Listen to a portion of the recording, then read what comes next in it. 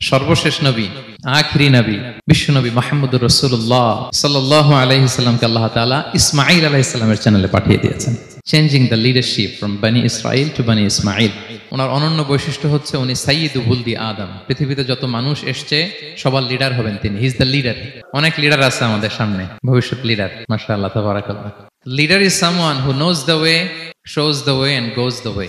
নেতা হচ্ছে সে জানে কোন রাস্তায় সে চলবে এবং সে অন্যকে রাস্তা দেখাতে পারে এবং সবাইকে নিয়ে ওই রাস্তায় চলে। হি ইজ দ্য লিডার। নেতাকে বক্তব্য করতে জানতে হয়। রাসূল সাল্লাল্লাহু আলাইহি ওয়াসাল্লাম বলতেন, উতিতু জাওয়ামিউল কালিম। আল্লাহ তাআলা আমাকে জাওয়ামিউল কালিম দিয়েছে। জাওয়ামিউল কালিম মানে কি? তিনি বলতেন কম, এটার অর্থ বেশি। কথা বলতেন এক দুই শব্দের, কিন্তু এটার যে দোতনা, এটার যে আবেদন, এটা মানুষের হৃদয়ে অনেক বড়, অনেক বেশি। সুবহানাল্লাহ। উতিতু জাওয়ামিউল কালিম, এটা বিষ্ণু সাল্লাল্লাহু আলাইহি ওয়াসাল্লামের একটা ইউনিকনেস। আর কাউকে আল্লাহ এটা দেননি। যা বলতেন concise in wording but comprehensive in meaning, very precise and clear. বিষ্ণু সাল্লাল্লাহু আলাইহি ওয়াসাল্লাম বলেন, খুতাবুকুম তাওয়িলা ওয়া সালাওয়াতুকুম কাসীরা। কিয়ামতের আগে তোমাদের বক্তব্য লম্বা হয়ে যাবে, নামাজ খাটো হয়ে যাবে। আসসালামু আলাইকুম ওয়া রাহমাতুল্লাহি ওয়া বারাকাতুহু। নাহমাদুহু ওয়া নুসাল্লি আলা রাসূলিহিল কারীম। আম্মা বা'দু ফাআউযু বিল্লাহি মিনাশ শাইতানির রাজীম। বিসমিল্লাহির রহমানির রহিম। ربنا وابعث فيهم رسولا منهم يتلو عليهم آياتك ويعلمهم الكتاب والحكمة ويزكيهم إنك أنت العزيز الحكيم. صدق الله العظيم. رب اشرح لي صدري ويسر لي أمري واحلل عقدة من لساني يفقهوا قولي. এনটিভি দর্শক ফোরাম মালয়েশিয়ার আয়োজনে মালয়েশিয়ার রাজধানী কুয়ালালামপুরের আমপাং এলাকায় অবস্থিত হোটেল ইন্টারকন্টিনেন্টালের কনফারেন্স রুমে আজকের এই সিরাত সন্ধ্যা 2024-এ যারা আপনারা উপস্থিত হয়েছেন, আপনাদের সবাইকে জানাচ্ছি আন্তরিক শুভেচ্ছা এবং মোবারকবাদ। আহলান ওয়া সাহলান ওয়া মারহাবান বিকুম ফি হাযাল লিকা আত-তাইয়্যিব আল মুবারাক। আমরা শুরুতেই আল্লাহ রাব্বুল ইজ্জত জালালের দরবারে শুকরিয়া জ্ঞাপন করছি যে আল্লাহ তাআলা আমাদেরকে সর্বকালের সর্বশ্রেষ্ঠ মানব বিশ্বনবী মুহাম্মদুর রাসূলুল্লাহ সাল্লাল্লাহু আলাইহি ওয়াসাল্লামের উম্মত হিসেবে কবুল করেছেন। আমরা পড়ি আলহামদুলিল্লাহ। অসংখ্য লাখো কোটি অযুত লক্ষ নিযুত কোটি দরুদ এবং সালাম বিষ্ণু ঈসা ইসলামের প্রতি, যিনি আজীবন আমাদেরকে to the right sense of direction, সঠিক পথের দিশা, আলোর দিশা দেখাবার জন্য চেষ্টা করে গিয়েছেন। আল্লাহুম্মা সাল্লি ওয়া সাল্লিম ওয়া বারিক আলাইহি। আমি শুরুতেই সবাইকে আবারও ফরমালি থ্যাঙ্কস জানাই, ধন্যবাদ জানাই যে আপনারা অনেক ব্যস্ত মানুষ। আর রবিবারে এটা একটা বিজনেস আওয়ার, বিজনেস টাইম মালয়েশিয়াতে। আর অনেককেই তো চিনি, আমি তো প্রায় এক যুগ এখানে, সবাইকে চিনি। সব ব্যবসায়ীরা আসছে এখানে, মাশাআল্লাহ। তো আপনাদের যে ব্যবসা ব্যস্ততা, এগুলোকে পেছনে রেখে আজকের এই সিরাত সন্ধ্যায় আপনারা একত্রিত হয়েছেন। আপনাদের সবাইকে আন্তরিক শুভেচ্ছা এবং অভিনন্দন জানিয়ে শুরু করছি। যে টপিকটি নিয়ে আমি কথা বলতে চাই সেটি হচ্ছে প্রিয় নবীজির স্বতন্ত্র বৈশিষ্ট্য অথবা প্রফিটিক ইউনিক ফিচার্স। আল্লাহ তাআলা বিষ্ণু ইসলামকে কিছু অনন্য বৈশিষ্ট্য দিয়েছিলেন, স্বতন্ত্র বৈশিষ্ট্য, যেটা আর অন্য কোনো নবীকে দেননি। শুধু আমাদের পেয়ারা হাবিবই পেয়েছিলেন এই বৈশিষ্ট্যগুলো। উনি ছাড়া পৃথিবীর দ্বিতীয় কেউ এই বৈশিষ্ট্যের অধিকারী হতে পারেননি। এই অনন্য বৈশিষ্ট্য কি? সে সমস্ত স্বতন্ত্র বৈশিষ্ট্য যেগুলো দিয়ে আল্লাহ তাআলা বিষ্ণু ইসলামকে ধন্য করেছেন। এই বৈশিষ্ট্যগুলো নিয়ে আজকে আমরা জানবার চেষ্টা করব, কিভাবে আমাদের নবী unique, some distinctive characteristics of Prophet Muhammad sallallahu alaihi wasallam.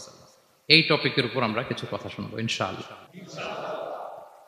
আমরা যদি একটু পেছন থেকে শুরু করি, ব্যাক টু দ্য হিস্ট্রি, তাহলে দেখবো এই যে বিষ্ণু ইসলাম 570 খ্রিস্টাব্দে আব্দুল্লাহ এবং আমেনা ওনাদের ঘর উজাড় করে আলোকিত করে পৃথিবীতে শুভাগমন করেছিলেন। এ ধরার বুকে ওনার শুভাগমনের 2000 বছর আগে সাইয়েদনা ইব্রাহিম আলাইহিস সালাম ওনার আগমনের জন্য আল্লাহ তাআলার কাছে প্রার্থনা করেছিলেন। We have to connect the dots. History বুঝতে হলে আপনাকে ডটগুলো একটু কানেক্ট করে নিতে হবে। বিষ্ণু ইসলাম এ ধরার বুকে শুভাগমনের 2000 বছর আগে মক্কার ধুধুমরু প্রান্তরে আল্লাহর খলিল ইব্রাহিম আলাইহিস সালাম আল্লাহর কাছে একটা দোয়া করেছিলেন। সেই দোয়াটি দিয়েই আমি শুরু করেছি। সূরাতুল বাকারার 129 নম্বর আয়াতে আল্লাহ তাআলা এই দোয়াটি, সাইয়েদনা ইব্রাহিম আলাইহিস সালামের দোয়াটি হুবহু কোট করেছেন। তিনি দোয়া করেছেন, রব্বানা ওয়াবআথ ফীহিম রাসূলাম মিনহুম ইয়াতলু আলাইহিম আয়াতিক ওয়া ইউআল্লিমুহুমুল কিতাবা ওয়াল হিকমাতা ওয়া ইউযাক্কিহিম ইন্নাকা আনতাল আজিজুল হাকীম। হে আমাদের রব, এই জনপদে তাদের মধ্য থেকে আপনি একজন রসুল পাঠান, যিনি তাদেরকে আপনার আয়াত তেলাওয়াত করে শোনাবে, আপনার কিতাব শিক্ষা দিবে, প্রজ্ঞা শিক্ষা দিবে এবং তাদেরকে শুদ্ধাচারী বানাবে। এই দোয়াটা সাইয়েদনা ইব্রাহিম আলাইহিস সালাম করেছিলেন। আর এই দোয়ার বদৌলতে প্রায় 2000 বছর পরে ধরার বুকে বিষ্ণু ইসা ইসলামের আগমন। সুবহানাল্লাহি ওয়া বিহামদিহি। এবং রাসূল সাল্লাল্লাহু আলাইহি ওয়াসাল্লাম প্রায় বলতেন, আনা দাওয়াতু আবি ইব্রাহিম, আমি আমার পিতা, আদি পিতা ইব্রাহিমের দোয়ার ফসল। আমার পিতা আমার জন্য দোয়া করেছিলেন। সাইয়েদনা ইব্রাহিম আলাইহিস সালামের 2 সন্তান ছিল, ইসহাক এবং ইসমাঈল আলাইহিস সালাম। আই রিপিট, আমি আবার বলি, একদিকে ইসহাক আরেকদিকে ইসমাঈল। আমার সাথে সাথে বলেন, একদিকে আরেকদিকে 2 সন্তান। তো এই যে ইসহাকের যে লিনিয়েজ বা চ্যানেল, পৃথিবীর সব নবী এই চ্যানেলে এসেছে। সাইয়েদনা ইসমাঈলের লিনিয়েজ বা চ্যানেলে কোন নবী আসেনি। হাজার হাজার নবী, শত শত নবী সাইয়েদনা ইব্রাহিম আলাইহিস সালামের পরে যারাই এসেছে সবাই ইসহাকের চ্যানেলে এসেছে। ইসমাঈল ইসলামের চ্যানেলে কোনো নবী নেই। এবং পৃথিবীর সব নবীরা ওনাদের উম্মতের কাছে বলতেন যে এই যে নবী আসার ধারাবাহিকতায় সর্বশেষ একজন নবী আসবেন, তিনি হবেন সবার সেরা, সবার সেরা নবী হবেন। তাহলে ইব্রাহিম আলাইহিস সালামের 2 সন্তান, একদিকে ইসহাক আরেকদিকে ইসমাঈল। নবী এসেছে কি ইসমাঈলের চ্যানেলে না ইসহাকের চ্যানেলে? ইসহাকের চ্যানেল। হাজার হাজার prophet came to this channel, এই চ্যানেলে এসেছে। এবং তারা সবাই বলতো সর্বশেষ যিনি আসবে তিনি হবেন সবার সেরা। ফলে এই জেনারেশনগুলোতে তাদের মধ্যে একটা বদ্ধমূল ধারণা হয়ে গিয়েছিল যে সর্বশেষ নবীটা যে আসবে উনিও এই চ্যানেলেই আসবে। যে তারা দেখতে পাচ্ছেন হিস্ট্রিক্যালি এই চ্যানেলে, ইসমাইলের চ্যানেলে কোনো নবী নাই, নবী ছাড়া একটা চ্যানেল। সব নবী আসছে ইসহাক আলাইহিস সালামের চ্যানেলে। ফলে তাদের একটা ধারণা ছিল সর্বশেষ সর্বসেরা যে নবী উনিও আসবেন এদিক দিয়ে। কিন্তু আল্লাহ তাআলা তাদের ধারণাকে নস্যাৎ করে দিয়ে সর্বশেষ নবীকে ইসহাকের চ্যানেলে পাঠান নাই। সর্বশেষ নবী, আখিরি নবী, বিশ্বনবী মুহাম্মদুর রাসূলুল্লাহ সাল্লাল্লাহু আলাইহি সাল্লামকে আল্লাহ তাআলা ইসমাঈল আলাইহিস সালামের চ্যানেলে পাঠিয়ে দিয়েছেন। দেখছেন, চেঞ্জিং দ্য লিডারশিপ ফ্রম বনি ইসরাইল টু বনি ইসমাঈল। সাইয়েদনা ইব্রাহিম আলাইহিস সালামের ছেলের নাম ইসহাক, ইসহাকের ছেলের নাম ইয়াকুব। ইয়াকুব আলাইহিস সালামের একটা উপাধি হচ্ছে ইসরাইল। ইসরাইল মানে হচ্ছে আব্দুল্লাহ, মানে আল্লাহর বান্দা। ফলে উনার যত ডিসেন্ডেন্ট সন্তান তারা সবাই হচ্ছে বনি ইসরাইল, ইসরায়েলের বংশধর। তো সব নবীকে আল্লাহ এখানে পাঠালেও শেষ নবীকে আল্লাহ তাআলা পাঠিয়েছেন ইসমাইলের চ্যানেলে। তার মানে বিশ্বনবী বনি ইসরাইল নন, বিশ্বনবী হচ্ছেন বনি ইসমাইল, ইসমাইলের চ্যানেলে এসেছে। আলহামদুলিল্লাহ বলেন। তাহলে লিঙ্ক আপটা বুঝতে পেরেছেন তো না, কিভাবে বিষ্ণু ইসলাম আসলেন? রাসূল ইসলাম প্রায় এইভাবে বলতেন যে আনা দাওয়াতু আবি ইব্রাহিম, আমি আমার পিতা ইব্রাহিমের দোয়ার ফসল। তিনি দোয়া করেছিলেন মক্কার ধুধু প্রান্তরে যে আল্লাহ এই জনপদে একজন নবী দিও। ওনার দোয়ার 2000 বছর পরে আল্লাহ তাআলা এই দোয়া কবুল করেছেন। আমরা তো তাহাজ্জুদের সময় দোয়া করে এরপরের দিন হুজুরের কাছে মাসালার জন্য যাই, হুজুর দোয়া তো কবুল হয় না, এত দোয়া করলাম আল্লাহ তো শোনে নাই। 1 মাস দোয়া করে অস্থির হয়ে যায়। এরপর অনেকে বলে হুজুর কাবার গিলাফটা ধরে দোয়া করেছে, কই কিছু তো পাইলাম না। দেখেন সাইয়েদনা ইব্রাহিম আলাইহিস সালাম দোয়া করেছিলেন সেই কবে, তার 2000 বছর পরে আল্লাহ তাআলা এই দোয়াটা কবুল করেছেন। তো দোয়া যদি কবুল না হয় অস্থির হওয়া যাবে? আওয়াজ করে বলেন, অস্থির হবেন আপনারা? না, অস্থির হওয়া যাবে না, ভরসা রাখুন আল্লাহর উপর। তো বিষ্ণু বলতেন আনা দাওয়াতু আবি ইব্রাহিম, আমি আমার পিতা ইব্রাহিমের দোয়ার ফসল। আবার বলতেন বিশারাতু আখি ঈসা, আমি আমার ভাই ঈসার সুসংবাদের ফসল। মানে রাসূল সাল্লাল্লাহু আলাইহি ওয়াসাল্লামের ইমিডিয়েট আগের যে নবী ঈসা আলাইহিস সালাম, উনি এসেই বলে দিয়েছিলেন যে ইয়াতি মিন বাদি ইসমুহু আহমদ, আমার পরে এক নবী আসবে তার নাম হবে আহমদ। তাহলে দেখেন বিশ্ব নবী যে আসতেছে এটা অ্যানাউন্সমেন্টের জন্য আল্লাহ একজন নবী পাঠিয়ে দিয়েছে। He is coming. বিশ্ব নবীর স্ট্যাটাস বুঝতে পারছেন? হি ইজ কামিং, উনি আসতেছেন, এটা বলার জন্য আল্লাহ একজন নবী পাঠিয়ে দিয়েছেন, জিসাস ক্রাইস্টকে, ঈসা আলাইহিস সালামকে পাঠিয়েছেন। তো রাসূল সাল্লাল্লাহু আলাইহি ওয়াসাল্লাম বলতেন বিশারাতু ঈসা, আমি ঈসার সুসংবাদের ফসল। আবার বলতেন ওয়া রুইয়া উম্মি আমিনা, আমি আমার মা আমিনার স্বপ্নের ফসল। রাসূল সাল্লাল্লাহু আলাইহি ওয়াসাল্লামের মা আমিনা যখন কনসিভ করেছেন রাসূল সাল্লাল্লাহু আলাইহি ওয়াসাল্লামকে পেটে, তিনি মাঝে মাঝে স্বপ্নে দেখতেন যে ওনার পেট থেকে একটা আলো বের হয়ে পারস্য সিরিয়ার প্রাসাদগুলোর মধ্যে ঝলকানি দিচ্ছে। নূর আদাআত মিনহু কুসুর আশ-শাম, শাম দেশের প্রাসাদগুলোকে আলোর ঝলকানি দিচ্ছে। এটা হচ্ছে একটা আলামত যে বিষ্ণু ঈসা ইসলামের শিক্ষা, ওনার ডমিনেশন গোটা বিশ্বব্যাপী ছড়িয়ে যাবে। সুবহানাল্লাহি বিহামদিহি। তাহলে আমরা হিস্ট্রিটাকে কানেক্ট করে নিলাম। বিষ্ণু বলতেন, আমি আমার পিতা ইব্রাহিমের দোয়ার ফসল, ঈসা আলাইহিস সালামের সুসংবাদের ফসল, আমার মা আমেনার স্বপ্নের ফসল। এবার সামনের দিকে যাই, কি কি স্বতন্ত্র বৈশিষ্ট্য দিয়ে আল্লাহ তাআলা বিষ্ণু ঈসা ইসলামকে পৃথিবীতে পাঠিয়েছেন। প্রিয় ভাইরা, কোরআনে অনেক নবীর কথা আল্লাহ তাআলা বলেছেন এবং বিভিন্ন সময়ে বিভিন্ন নবীদেরকে আল্লাহ তাআলা নাম ধরে ডাক দিয়েছেন। কি ধরে? যেমন আদম আলাইহিস সালামকে আল্লাহ নাম ধরে ডাক দিয়েছেন, ইয়া আদম, হে আদম, ইয়া আদম উসকুন আনতা ওয়া যাওজুকাল জান্নাহ, হে আদম তুমি আর তোমার বউ জান্নাতে থাকো, হে আদম, হে আদম, ডাক দিয়েছেন না? কথা বুঝতেছেন? আচ্ছা। মূসা আলাইহিস সালামকে আল্লাহ নাম ধরে ডেকেছেন, ওমা তিলকা বিয়ামিনিকা ইয়া মূসা, এই মূসা হাতে কি? নাম ধরে ডেকেছেন। ইব্রাহিম আলাইহিস সালামকে আল্লাহ নাম ধরে ডেকেছেন, ওয়া নাদাইনাহু আইয়া ইব্রাহিম, হে ইব্রাহিম বলে আমি তোমাকে ডাকলাম। বিষ্ণু ঈসা ইসলামকে আল্লাহ তাআলা এত মর্যাদা দিয়েছেন, কোরআনের কোথাও অন্য নবীদের মতো আল্লাহ তাআলা বিষ্ণু নবীর নাম ধরে ডাকেন নাই। যখনই ডেকেছেন বলেছেন ইয়া আইয়ুহান নবী, হে সম্মানিত নবী। যখনই অ্যাড্রেস করেছেন বলেছেন ইয়া আইয়ুহার রাসূল, হে সম্মানিত রাসূল। সুবহানাল্লাহ বলেন। 4 জায়গায় বিষ্ণু ঈসা ইসলামের নাম এসেছে কোরআনে মুহাম্মদ নামে, আর এক জায়গায় আহমদ। এই 4 জায়গায় মুহাম্মদ যে উল্লেখিত হয়েছে, একটি জায়গায়ও নাম ধরে ডাকেন নাই, বরং ওনার রিসালাত, ওনার নবুয়তের বর্ণনা দিয়েছেন। যেমন মুহাম্মাদুর রাসূলুল্লাহ সাল্লাল্লাহু আলাইহি ওয়াসাল্লাম, মুহাম্মদ হচ্ছেন আল্লাহর রাসূল, এটা একটা কোরআনের আয়াত। এখানে নাম ধরে ডাকছে? মুহাম্মদ হচ্ছেন আল্লাহর রাসূল, এখানে কি নাম ধরে ডাকা হয়েছে? না।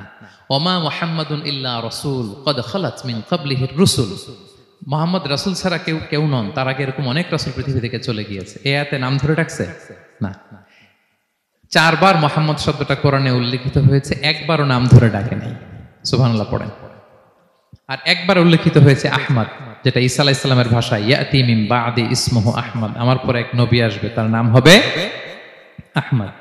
তাহলে দেখেন বিষ্ণু ইসলামকে আল্লাহ তাআলা এত সমীহ করেছেন, এত সম্মান দিয়েছেন, এত মর্যাদা দিয়েছেন যে কোরআনে কোথাও অন্য নবীদের মতো আল্লাহ তাআলা বিষ্ণু নবীর নাম ধরে ডাকেন নাই। যখনই ডেকেছেন ইয়া আইয়ুহান নবী, ইয়া আইয়ুহার রাসূল, হে সম্মানিত রাসূল, হে সম্মানিত নবী। আলহামদুলিল্লাহ বলেন।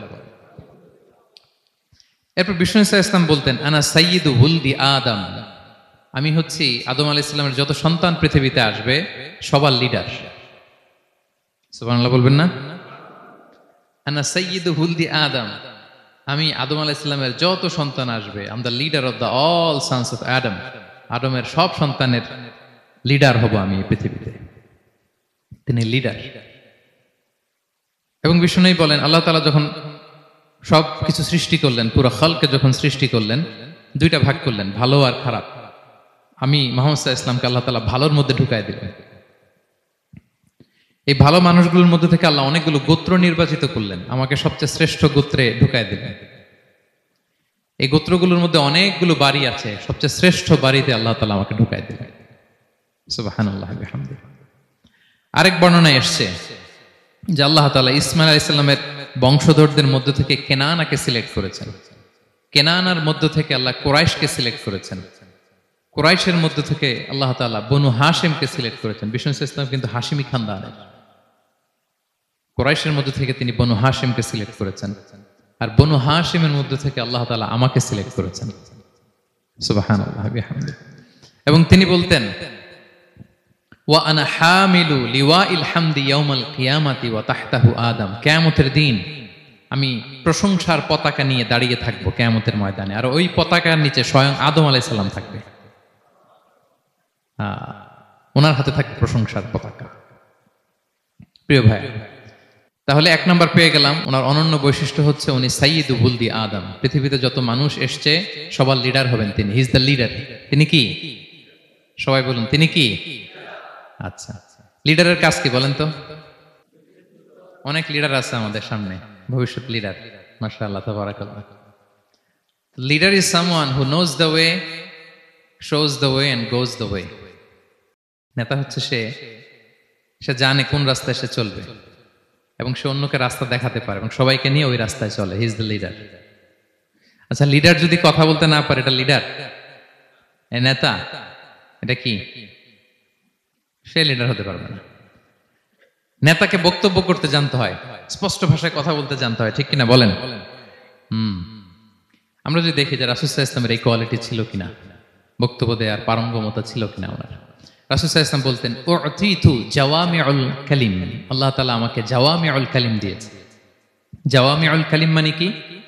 তিনি বলতেন কম, এটার অর্থ বেশি। কথা বলতেন এক দুই শব্দের, কিন্তু এটার যে দোতনা, এটার যে আবেদন, এটা মানুষের হৃদয়ে অনেক বড়, অনেক বেশি। সুবহানাল্লাহ। সে ১৫০০ বছর আগে বলে গিয়েছেন, আজও আমরা শুনে অবাক হই, ঠিক কিনা বলেন? উতিতু জাওয়ামিউল কালিম, এটা বিষ্ণু সাল্লাল্লাহু আলাইহি ওয়াসাল্লামের একটা ইউনিকনেস। আর কাউকে আল্লাহ এটা দেননি।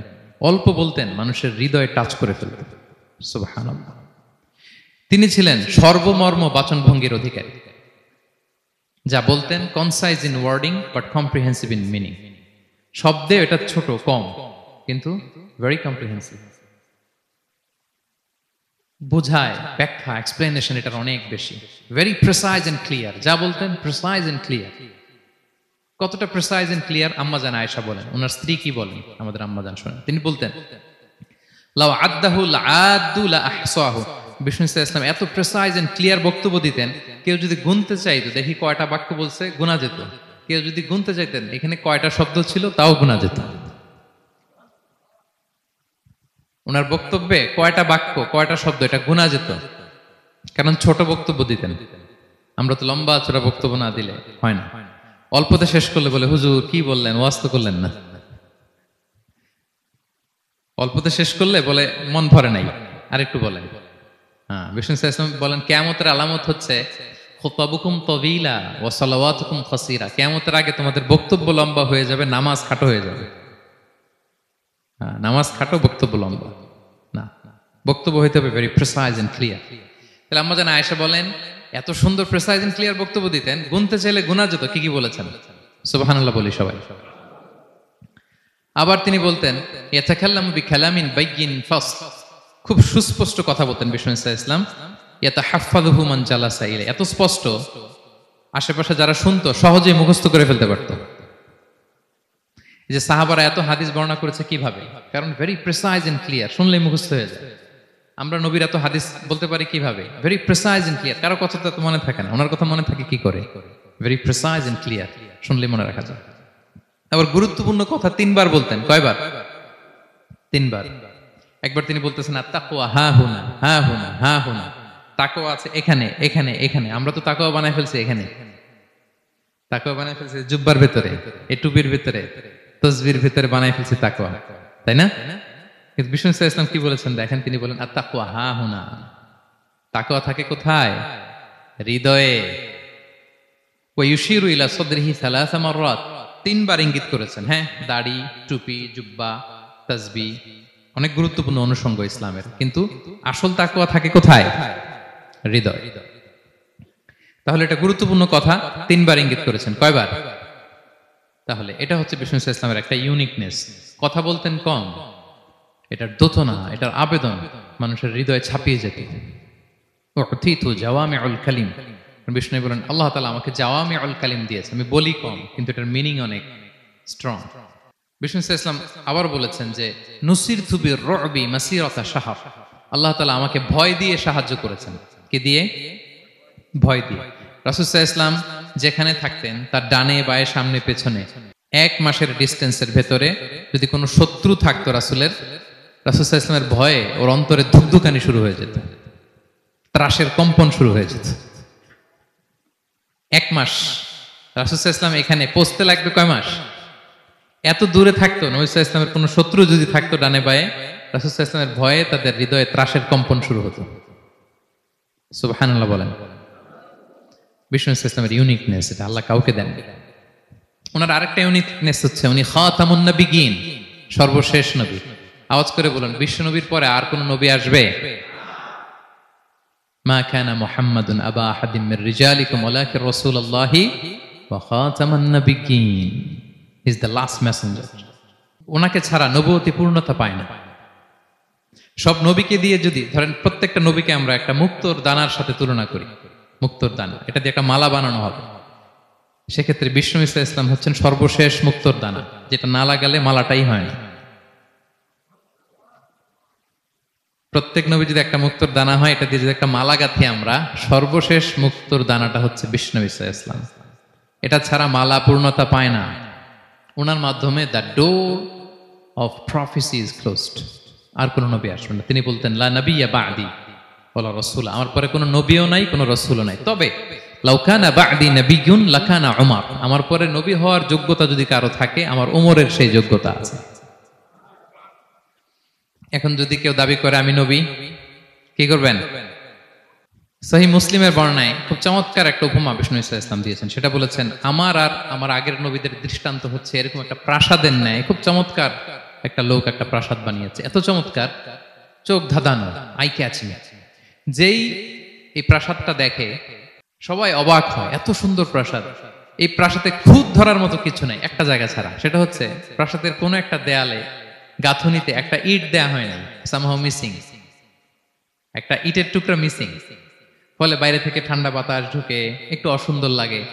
তো সবাই প্রাসাদটা ভিজিট করে বলে এত সুন্দর প্রাসাদ, কোনো ভুল হয় না, শুধু একটা জায়গায় ছাড়া, এই একটা ইট পড়ে না এখানে, এটা দিলে পুরো প্রাসাদটা পূর্ণ হয়ে যেত। তো ইটকে আরবিতে বলে লাবিনা। বিষ্ণু ইসলাম বলেন ফাআনাল লাবিনা, আমি হচ্ছি সেই নবুয়তির প্রাসাদের ইট, আমাকে না দিয়ে নবুয়তের প্রাসাদই পূর্ণতা পায় না। ফাআনাল লাবিনা, ওইখানে আমাকে সেট করে দিলেই নবুয়তের প্রাসাদ পূর্ণতা পেয়ে যায়। আল্লাহু আকবার বলেন। তিনি সবার জন্য নবী হয়ে এসেছেন, সবার জন্য। অন্য কোন নবীর ক্ষেত্রে এটা প্রযোজ্য না। আদম আলাইহিস সালাম সবার জন্য নবী হয়ে আসছেন, সবাই বলুন। ইব্রাহিম আলাইহিস সালাম সবার নবী, মুসা আলাইহিস সালাম সবার নবী না। বিষ্ণু ইসলাম তিনি সবার নবী। আল্লাহ তাআলা বলেন ওয়ামা আরসালনাকা ইল্লা কাফাতান লিন-নাসি বাশীরা ওয়া নাযীরা, নবী হে, গোটা মানব মণ্ডলীর জন্য আমি আপনাকে রাসূল করে প্রেরণ করেছি। আপনি জান্নাতের সুসংবাদ দিবেন, জাহান্নাম থেকে ভীতি প্রদর্শন করবেন। তাহলে মেসেঞ্জার ফর এন্টায়ার ম্যানকাইন্ড। ওনার নবুয়তের কোনো বাউন্ডারি নাই, আছে? আওয়াজ করে বলুন, আছে? বনি ইসরায়েলের অনেক নবীর এমন ছিল, এদিকে এক নবী, উনি আবার অন্য জায়গায় দাওয়াত দিতে পারবেন, উনি এখানেই দিবেন। আবার পাশের আরেক লোকেশনে আল্লাহ আরেক নবী পাঠাইছেন, ওনার কাজ ওইখানে। তাইলে এই নবীর এক বাউন্ডারি, ওই নবীর। কোরআনে এই কথা এসেছে, যেমন ইব্রাহিম আলাইহিসসালাম, লূত আলাইহিসসালাম চাচা ভাতিজা, সমসাময়িক নবী। ইব্রাহিম ইসলামের একটা জায়গা ছিল দাওয়াত দেওয়ার, আর পাশে জর্ডানে লূত আলাইহিসসালামের একটা দাওয়াতি এরিয়া ছিল। তার মানে এক একজনের লোকেশন বা বাউন্ডারি আলাদা। বিষ্ণু ইসলামের তো এরকম বাউন্ডারি আছে না? আছে? আছে না? ফর দ্য এন্টায়ার গ্লোব, সবার জন্য। তিনি সাদা মানুষেরও নবী, কালো মানুষেরও নবী, তিনি আরবদেরও নবী, অনারবদেরও নবী, নারীর জন্য নবী, পুরুষের জন্য নবী, শিশুর জন্য, বৃদ্ধের জন্য, বিকলাঙ্গের জন্য, সবার জন্য তাকে রাসূল করে প্রেরণ করেছে কে? তাহলে সবার জন্য তিনি নবী, মানুষের জন্য, for the mankind, for the জিনকাইন্ড, for the animal kind, সবার জন্য তিনি রাসূল হয়ে পৃথিবীতে প্রেরিত হয়েছেন। আল্লাহ তাআলা অন্য আয়াতে বলেন ওয়ামা আরসালনাকা ইল্লা রাহমাতাল লিল আলামিন, I have sent you as a mercy for the entire universe. নবী, গোটা বিশ্বের সবার জন্য আপনাকে আমি রহমত করে প্রেরণ করেছি, সবার জন্য, মাছের জন্য, গাছের জন্য, পাহাড়ের জন্য। তিনি শুধু আমাদেরই নবী নন, সবার নবী তিনি। এমনকি পশু পাখি বিষ্ণু ইসলামকে দেখে চিনতে পারত। একবার এক আনসারী সাহাবীর খেজুর বাগানে বিষ্ণু ইসলাম ঢুকলেন। এক উট এসে কাঁদতে লাগলো বিষ্ণু ইসলামের কাছে। বিষ্ণু নবী আদর করে দিলেন। কানে কানে কি জন্য বললো? বিষ্ণু ইসলাম সাহাবাদের বললেন, তোমরা জানো সে কি বলেছে? সে বলেছে যে তার মনিব তাকে দিয়ে কাজ করায় অনেক, কিন্তু খাবার দেয় না। বিষ্ণু ইসলামকে সে চিনতে পেরেছে, বিষ্ণু ইসলামের কাছে এসে অভিযোগ দিয়েছে। এবং তিনি যখন নবী হবেন ভাব 6 মাস আগ দিয়ে, নবী হওয়ার আগে দিয়ে কিছু কিছু ঘটনা ঘটতো। তো বিষ্ণু ইসলাম বলেন, আমি প্রায় যখন মক্কার উপত্যকার পাশ দিয়ে যেতাম, বিভিন্ন পাথরের মধ্যে থেকে আমি আওয়াজ শুনতাম, আসসালামু আলাইকা ইয়া রাসূলুল্লাহ। মদিনায় অবস্থানরত অবস্থায় বিষ্ণু ইসলাম বলেছেন যে এখন যদি আবার মক্কায় যেতে পারতাম, তোমাদেরকে পাথরটা দেখাতে পারতাম। আমি পাহাড়ের পাশ দিয়ে যখন যেতাম, পাথর থেকে আওয়াজ আসতো, আসসালামু আলাইকা ইয়া রাসূলুল্লাহ। তার মানে পাথর নবীকে চিনতো কি চিনতো না? বলেন বলেন। তাহলে প্রাণী চিনেছে নবীকে, পাথর চিনেছেন, গাছ গাছ নবীকে চিনত। মসজিদে নববীতে খেজুরের গাছ দিয়ে পিলার করা হতো। বিষ্ণু ইসলাম একটা খেজুর গাছের মরা খেজুর গাছের পিলারের মধ্যে হেলান দিয়ে তিনি খুতবা দিতেন। বিষ্ণুনবীর বড় কষ্ট হতো। তো এক সাহাবী বলেন, ইয়া রাসূলুল্লাহ, আমার একজন কাঠ মিস্ত্রি পরিচিত আছে, আপনি বললে আপনাকে একটা মিম্বার বানায় দিব। কি বানায় দিব? মিম্বার চিনেন তো না? কি করে, জুমার খুতবা দেয় না বসে? তো সাহাবী বলে, ইয়া রাসূলুল্লাহ, আমার এক কাঠ মিস্ত্রি আছে, আমি একটা মিম্বার বানায় দিব আপনাকে, আরাম হবে, বসে বসে খুতবা দিবেন। বিষ্ণু ইসলাম বলেন, ঠিক আছে, নিয়ে আসো। কিছুদিন পরে ওটা নিয়ে আসা হলো, ফলে লোকেশন চেঞ্জ হলো। আগে একটা মরা খেজুর গাছের পিলারের মধ্যে হেলান দিয়ে কথা বলতেন, এবার ওই যে মিম্বার সেট করা হয়েছে ওই পাশে, ওখানে বসে বসে এখন তিনি নাসিহাত করেন। তো একদিন আলোচনা করার সময় হঠাৎ সাহাবারা কান্নার আওয়াজ শুনতে পেল। কিসের আওয়াজ? সহিহ বুখারীর বর্ণনা, কান্নার আওয়াজ শুনতে পেলেন। তাও 10 মাস গর্ভধারিণী উটের কান্নার আওয়াজের মতো। সাহাবারা ভয় পেয়ে গেলেন, কই কোনো উট তো না, এটা তো মসজিদ, মসজিদের ভিতরে কান্নার আওয়াজ। বিষ্ণু ইসলাম বুঝতে পারলেন। তিনি মিম্বার থেকে নেমে যে ওই যে আগে যেই মরা খেজুর গাছের পিলারের মধ্যে হেলান দিয়ে ওয়াজ করতেন, ওই পিলারটারে আদর করতে আরম্ভ করলেন। বিষ্ণু ইসলাম হাত দিয়ে যখন আদর করলেন, ফাসাকানাত, তার কান্না বন্ধ হয়ে গেল। তখন বিষ্ণু ইসলাম বললেন যে, তোমরা বুঝতে পারোনি এটা কিসের আওয়াজ? এটা হচ্ছে ওই মরা খেজুর গাছের আওয়াজ। আমার বিরহে, আমাকে যে পায় না, তার গায়ে আমার পিঠ মোবারক লাগিয়ে আমি ওয়াজ করতাম, আমার বিরহে মরা খেজুর গাছ থেকে কান্নার শব্দ এসেছে। আজ ওই জায়গাটা চিহ্নিত করা আছে। এটাকে বলে মসজিদে নববীতে আল উস্তুয়ানাতুল হান্নান। হান্নান মানে কাঁদে এমন পিলার। সুবহানাল্লাহ বিহামদিহি। তাহলে পাথর বিষ্ণু ইসলামকে সালাম দিয়েছে, প্রাণী বিষ্ণু ইসলামের সাথে কথা বলেছে, মরা গাছ খেজুরের গাছ বিষ্ণুনবীর বিরহে কেঁদেছে। সুবহানাল্লাহ বিহামদিহি। বিষ্ণু ইসলামের ইউনিকনেস, ইউনিক ফিচার এগুলো। বিষ্ণু ইসলাম, আমরা যেমনি মাঝে মাঝে আমাদের লাইফে আপস এন্ড ডাউনস থাকে, ওনার জীবনেও ছিল। একটা সময় ছিল বিষ্ণু ইসলামের এমন এসেছে যে ওনাকে ঘরে শেল্টার দিতেন ওনার স্ত্রী খাদিজাতুল কুবরা তাহেরা রাদিয়াল্লাহু তাআলা আনহা।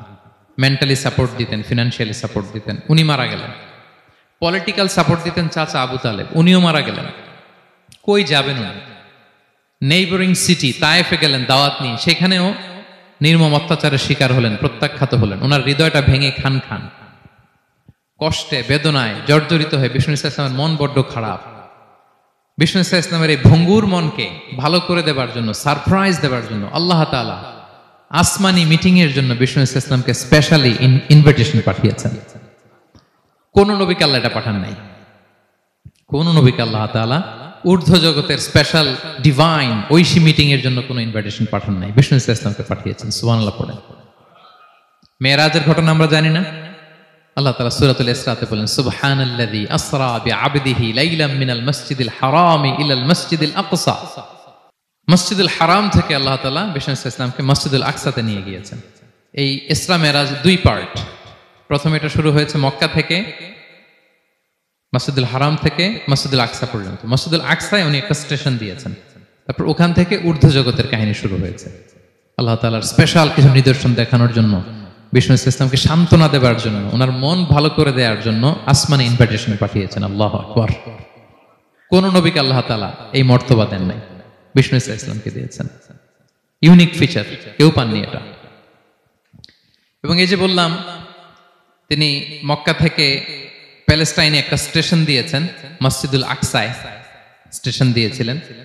তো তিনি বললেন, আমি যখন মসজিদুল আকসায় ঢুকলাম, দেখি সব নবীরা আমার জন্য অপেক্ষা করতেছে। সকল নবীরা, আমার আগে যত নবীরা এসেছিল সব নবীরা অপেক্ষা করতেছে। ফাহানাতিস সালাহ, নামাজের ওয়াক্ত হলো। ফাআমামতুহুম, এই সব নবীদেরকে নিয়ে আমি নামাজের ইমামতি করেছি। সব নবীদেরকে নিয়ে বিষ্ণু ইসলাম মসজিদুল আকসা ইমামতি করেছেন। এই সুযোগ আর অন্য কোন নবী পেয়েছে কি? আওয়াজ করে বলেন, পেয়েছে?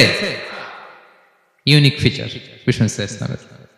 মেরাজে গিয়েছেন, ইউনিক ফিচার। সবাইকে নিয়ে ইমামতি করেছেন, ইউনিক ফিচার। বিষ্ণু ইসলামের আরেকটা ইউনিক ফিচার হচ্ছে, উনি ঘুমালে ওনার অজু ভাঙতো না। অজু অবস্থায় ঘুমাইলে আবার যদি নামাজ পড়তে চাই, পড়া যাবে? কি করতে হবে? অজু করতে হবে। কিন্তু বিষ্ণু ইসলাম ঘুমালে অজু ভাঙতো না। বিষ্ণু ইসলাম বলতেন, ইন্না আইনাইয়া তানামান ওয়ালা ইয়ানামু কলবি, আমার চোখ ঘুমায় কিন্তু আমার অন্তর ঘুমায় না। সর্বাবস্থায়, জাগ্রত অবস্থায়, ঘুমন্ত অবস্থায় বিষ্ণু ইসলামের হৃদয় আল্লাহর জিকিরে ব্যস্ত থাকতো। ইবনে আব্বাস রাদিয়াল্লাহু তাআলা আনহু তিনি বর্ণনা করেন, তিনি বলেন, আমি একবার আমার খালার বাড়িতে রাতে ঘুমাতে গিয়েছিলাম। ছোট মানুষ তখন ইবনে আব্বাস, রাসূল সাল্লাল্লাহু আলাইহি ওয়াসাল্লাম ওনার খালু, আবার রাসূল সাল্লাল্লাহু আলাইহি ওয়াসাল্লাম কাজিন, চাচাতো ভাই, অনেক সম্পর্ক, বয়সে ছোট। বলেন যে রাতে আমার খালা মাইমুনা, রাসূল সাল্লাল্লাহু আলাইহি ওয়াসাল্লামের একজন স্ত্রী, আমাদের আম্মাজান মাইমুনা বিনতুল হারিসের বাড়িতে আমি ঘুমাতে গেলাম। আমি ফলো করতাম নবী কি করতেন। তো দেখলাম মাঝরাতে তিনি উঠলেন, উঠে তাহাজ্জুদের নামাজ পড়লেন। কি বললেন? তাহাজ্জুদ পড়লেন। পরে বিষ্ণু ইসলাম একটু ঘুমালেন। এমন ঘুম, হাত্তা সামি'তু গতীতাহ, ঘুমালে গভীর ঘুমের কারণে শ্বাস প্রশ্বাসের একটা মৃদু শব্দ হয় না বাতাসের। দেখেন কত চমৎকার পর্যবেক্ষণ করতেন তিনি। ইবনে আব্বাস বলেন, হাত্তা সামি'তু গতীতা সাউতি, তার ঘুমের কারণে শ্বাস প্রশ্বাসের যে আওয়াজ, শ্বাস আসতেছে বের হচ্ছে, এটাও আমি কানে শুনতে পেলাম। মানে ভারী ঘুম, তার মানে কি ভারী ঘুম। তারপর দেখলাম বেলাল ফজরের আজান দিল, বিষ্ণু ইসলাম ওই ঘুম থেকে উঠে আবার নতুন করে ওযু না করে যে ফজরের নামাজ পড়া যায়। কেন? কারণ উনি আমাদের মতো ঘুমালে ওযু ভাঙতো না। Uniqueness, unique feature of prophet Muhammad সাল্লাল্লাহু আলাইহি ওয়াসাল্লাম, উনি ঘুমালে ওযু ভাঙতো না। বিষ্ণু ইসলামের আরেকটা ইউনিক ফিচার হচ্ছে, তিনি যখন নামাজে দাঁড়াতেন তিনি সামনে যেমনি দেখতে পেতেন পিছনেও তেমনি দেখতে পেতেন। সুবহানাল্লাহ। আপনি দেখেন পিছনে? হ্যাঁ, আচ্ছা, গাড়িতে বসলে অবশ্য যে ক্যামেরা লাগায় দেখা যায় এখন, না? রাসূল সাল্লাল্লাহু আলাইহি ওয়াসাল্লাম সামনে কেবলায় যেরকম দেখতেন পেছনেও দেখতেন। তো তিনি সাহাবাদেরকে প্রায় বলতেন, এই কাতার সোজা করো, কারণ ইন্নী লা আরাকুম ওয়ারাআ যাহরি, আমি সামনে যেমনি দেখি পেছনেও কিন্তু দেখি। তিনি পিছনেও দেখতেন। আরেক বর্ণনায় এসেছে, ইন্নী ইমামুকুম, খবরদার আমি তোমাদের ইমাম, ফালা তাসবিকুনি বিররুকুই ওয়ালা বিসসুজুদ, আমার আগে কেউ রুকু সিজদা করো না। ইমামের আগে রুকু করলে নামাজ হবে? ইমাম সিজদায় যায়নি, আপনি আগে চলে গেছেন, তা আপনি ইমাম হয়ে গেছেন, হবে? নামাজ হবে? রাসূল সাল্লাল্লাহু আলাইহি ওয়াসাল্লাম বলেন, খবরদার আমার আগে রুকু সিজদা করো না, খবরদার করো না, আমি কিন্তু দেখি। ফা ইন্নী আরাকুম মিন আমামি ওয়া মিন খালফি, সামনে যেমনি দেখি পেছনেও দেখি। সুবহানাল্লাহ। এটা ওনার একটা ইউনিকনেস, আল্লাহ তাআলা স্পেশালি বিষ্ণু ইসলামকে এটা দিয়েছেন। এবার বিষ্ণু ইসলামের আরেকটা ফিচার বলি। বিষ্ণু ইসলামের পিঠ মোবারকে দুই কাঁধের মাঝখানে মাহরুন নবুয়া, দ্য সিল অফ প্রফেসি ছিল, নবুয়তের সিল লাগানো ছিল। আল্লাহু আকবার। এটাকে বলে মাহরুন নবুয়া, দ্য সিল অফ প্রফেসি। তিনি যে নবী এটার সিল ছিল। তাওরাত এবং ইনজিলে এই কথাটা এসছে যে শেষ নবীকে চিনার একটা মাধ্যম হচ্ছে ওনার পিঠে দুই কাঁধের মাঝখানে দ্য সিল অফ প্রফেসি পাওয়া যাবে, নবুয়তের চিহ্ন। আল্লাহু আকবার। এটা অনেক সাহাবারা দেখেছেন এই চিহ্নটা। এটার সাইজ কতটুকু? কান্নাহু বাইদাতু হামাম, কবুতরের ডিমের যে সাইজ ওই সাইজ। কবুতরের ডিম যেরকম ছোট হয় ওই সাইজের। আচ্ছা, অন্য হাদিসে এসেছে কাজিররিল হাজালা, এরকম ছোট্ট ডিমের সাইজের। অনেক সাহাবারা এটা দেখেছেন। সালমান আল ফারিসি রাদিয়াল্লাহু তাআলা আনহু, উনি মুসলিমই হয়েছেন এই দৃশ্য দেখে। সালমান আল ফারিসি রাদিয়াল্লাহু আনহু উনি আরব মানুষ ছিলেন না, নন আরব ছিলেন, পার্সিয়ান, ফার্সিতে কথা বলতেন, মানে ইরান থেকে এসেছিলেন। ইরান। উনি প্রথমে অগ্নি উপাসক ছিলেন। কি ছিলেন? অর্থাৎ ওই যে জরাথুস্ত যারা আগুন দেখলে এরা পূজা করে, আগুনের পূজা যারা করে, জরস্ট্রেনিয়ান, এই ধর্মে বিশ্বাসী ছিলেন। আগুনের পূজা করতেন ইরানে। তিনিও আগুনের পূজা করে, তার বাবাও আগুনের পূজা করে।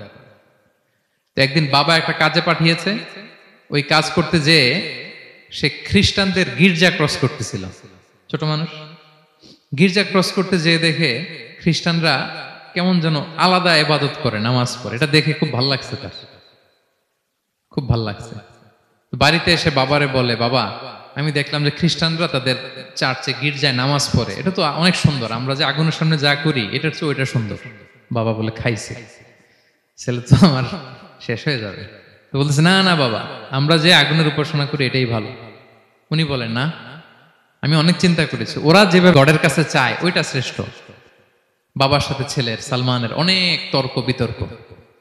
পরে বাবা ভাবলেন যদি ওকে না আটকাই তাইলে প্রভাবিত হয়ে সে খ্রিস্টান হয়ে যেতে পারে। তো ঝগড়া তর্ক বিতর্ক শেষে তার পিতা তাকে শেকলবন্দি করলো। কি করলো? পায়ে শেকল লাগায় রাখছে। কিন্তু ছেলে তো মনে মনে খ্রিস্ট ধর্মের প্রতি আকৃষ্ট হয়ে গেছে। তো ওই খ্রিস্টানরা তার সাথে লুকিয়ে যোগাযোগ করত। সালমান ওই খ্রিস্টানদেরকে বলল যে তোমাদের খ্রিস্টান ধর্মের উৎপত্তি কোথায়? বলে সিরিয়াতে। বলতেছে এখান থেকে কোনো কাফেলা সিরিয়া যাবে নাকি? বলতেছে হ্যাঁ, মিশনারি ওয়ার্কে একটা কাফেলা আসছে, যাবে। বলতেছে যেই দিন যাবে আমাকে বলবে। তো যেদিন যাবে তাকে এসে বলা হয়েছে তার বাবা নাই, সে শিকল ভেঙে শিকল সহ ওই কাফেলার সাথে যে জড়িত হয়েছে। দেখেন বিশ্বাস আদর্শ মানুষকে কিভাবে উজ্জীবিত করে। উনি চলে গেলেন সিরিয়াতে। সিরিয়াতে যে এক পাদ্রির হাতে বায়াত হলেন, কিন্তু এই পাদ্রিটা ছিল ভণ্ড। সে খ্রিস্টানদের দান সদকা নিয়ে গরিবদের না দিয়ে নিজেই খেয়ে ফেলতো। তো বেচারা পড়লো বিপদে যে হায় রে, এত সুন্দর ধর্ম রে কারাপ্টেড করতেছে সে। পরে এই পাদ্রি যখন মারা গেল, সালমান সে আরেক পাদ্রির কাছে গেল। আরেক পাদ্রির কাছে গেল। ওই পাদ্রি আবার অনেক ভালো, খুবই ইবাদত করে। তো ওই পাদ্রি কিছুদিন থাকার পরে ওই পাদ্রিও মারা গেল। ওই মারা যাওয়ার আগে সে জিজ্ঞেস করতেছিল যে পাদ্রি, এই বর্তমান পৃথিবীতে সবচেয়ে ভালো খ্রিস্টান পাদ্রি কে? বলতেছে আর কেউ নাই। যদি ভালো খ্রিস্টান পাদ্রি তোমাকে পেতে হয়, জানতে হয়, তোমাকে ইরাকের মোসেল শহরে যেতে হবে। এবার মোসেলে যে সে আরেক খ্রিস্টান পাদ্রির কাছে থাকলো। কিছুদিন পরে ওই পাদ্রিও মারা গেল। তো মৃত্যুর আগে তাকে জিজ্ঞেস করছিল যে পাদ্রি আপনি বলেন তো, আপনার পরে শ্রেষ্ঠ পাদ্রি কে আছে পৃথিবীতে? সে বলতেছে আমার পরে শ্রেষ্ঠ কোনো পাদ্রি আর পৃথিবীতে নাই। খ্রিস্টান ধর্ম শেষ হয়ে গিয়েছে, নাই। তবে জেনে রেখো, শেষ জামানার নবী আসার সময় ঘনিয়ে এসছে। তিনি যে এলাকায় আসবে, এলাকাটা চারদিকে পাহাড় বেষ্টিত থাকবে। চারদিকে থাকবে পাহাড়, খেজুরের বাগান, মরুদ্যান। তাকে চেনার আলামত আছে। কি আছে? আলামত আছে। এক নম্বর আলামত হচ্ছে ওই শেষ নবীকে দানের খাবার দিলে তিনি খায় না, কিন্তু উপহার দিলে সে নেয়, খায়। আর তার পিঠে দুই কাঁধের মাঝখানে একটা নবুয়তির মোহর আছে। সুবহানাল্লাহ। যদি পারো তার কাছে যে বায়াত হো। সালমান আল ফারিসি পাগল হয়ে গেছে ওনার সন্ধান পাওয়ার জন্য। কিভাবে যাবে, কিভাবে যাবে? তো উনি কিছু ছাগল পালতেন। একটা কাফেলা তিনি পেলেন, যে কাফেলা আরব কাফেলা, বনু কালবের কাফেলা, আরব দেশে যাচ্ছে। তাদের সাথে তিনি চুক্তি করলেন যে আমার যত ছাগল আছে এই ছাগলগুলো তোমাদের দিয়ে দিব, তোমরা কি ওই এলাকায় আমাকে পৌঁছে দিবা? তারা বললেন হ্যাঁ পৌঁছে দিব। সব ছাগল দিয়ে দিলেন, রওনা হইলেন ওই এলাকায়। মাঝপথে তারা তার সাথে জুলুম করলো, অন্যায় আচরণ করলো। তাকে দাস হিসেবে বিক্রি করে দিল ইহুদিদের কাছে। ওয়াদি আল কোরা নামে একটা জায়গা আছে, ওখানকার এক ইহুদির কাছে বিক্রি করে দিল। সে ইহুদির কাছে দাস হিসেবে থাকতে আরম্ভ করলো। অনেকদিন পরে, মদিনার পূর্ব নাম কি দেখি কে বলতে পারে? হ্যাঁ মাশাআল্লাহ, তো মদিনার পূর্ব নাম হচ্ছে ইয়াসরিব। তো ইয়াসরিবের এক ইহুদি, বনু কুরাইজার ইহুদি, সে আসছে ওয়াদি আল কোরাতে তার কাজিনের কাছে। এসে দেখে নতুন এক দাস পাইছে, বলছে আমি কিনবো, তুমি কিনতে চাও? তার কাছে বিক্রি করে দিল। তখন ইয়াসরিবের ওই ইহুদি বনু কুরাইজার সালমান আল ফারিসিকে নিয়ে ইয়াসরিবে চলে গেল। সুবহানাল্লাহ। মদিনার আগের নাম কি? বিষ্ণু ইসলাম মক্কা থেকে হিজরত করে কিছুদিন পরে কই যাবেন? সত্যের অনুসন্ধানে যদি আপনি হন, সত্য আপনি পাবেনই, সত্যের কাছে আপনি পৌঁছাবেনই, এতে কোনো সন্দেহ নাই। দেখেন বিষ্ণু ইসলাম ওই এলাকায় আসবেন, আসার আগে আল্লাহ তাআলা সালমানকে নিয়ে ওখানে পৌঁছায় দিয়েছে। তিনি ওখানে থাকলেন, দীর্ঘদিন থাকলেন।